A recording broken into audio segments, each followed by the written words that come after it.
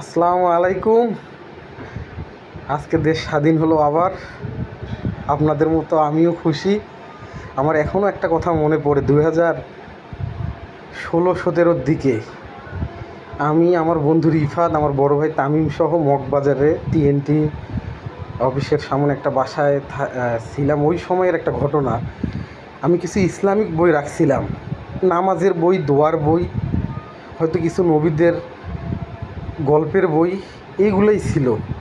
কিন্তু এই যে সরকার, এই স্বৈরাচারী সরকার সবাইকে নির্বিচারে ধরা শুরু করলো।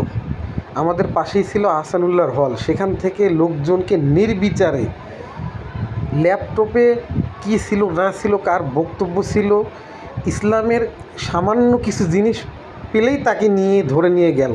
এই ভয়ে আমি আমার 3,000-4,000 টাকার বই, বাবা টাকা পাঠাইছিল, সেই টাকা জমা করে এই বইগুলো কিনছিলাম। সেই বইটা আমি পুরাই দিছি, এই কষ্টটা আমি ভুলি নাই। এখন ইনশাআল্লাহ দেশ স্বাধীন, আমি আমার ইচ্ছা মতো বই কিনবো। যে ইসলামিক বই আমার পছন্দ ওই বই আমি কিনবো, যে ইসলামিক বই আমার পছন্দ আমি ওই বই পড়বো, ওই বই আমি আমার বাসার তাকে গোছায় রাখবো, আমার ব্যাগের ভিতরে রাখবো, আমি সাথে নিয়ে যাব। আমার যখন যেখানে খুশি সেই বই আমি সাথে নিয়ে যাব। আমি আমার ইচ্ছা মতো ইসলামিক পোস্ট দিব ফেসবুকে। আমার দাড়ি রাখার ইচ্ছা হলে দাড়ি রাখবো, টুপির পরার ইচ্ছা হলে টুপি পরবো। কেউ কিচ্ছু বলার নাই, কেউ কিচ্ছু বলতে পারবে না। দেশ স্বাধীন।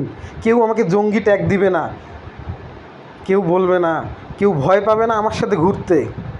দাড়ি রাখলে ঘুরতে ভয় পাইতো মানুষ, এখন আর কেউ ভয় পাবে না। এখন কারো বাবা মা বলবে না তুই ওর সাথে ঘুরিস না, ওকে দেখতে জঙ্গি জঙ্গি মনে হয়, নামাজ পড়ে, মসজিদে যায়, তার কাছে অনেক বই আছে, ইসলামিক বই পড়ে, এ মনে হয় জামাত শিবির, এর সাথে তুই ঘুরিস না, এর সাথে তুই বের হইস না।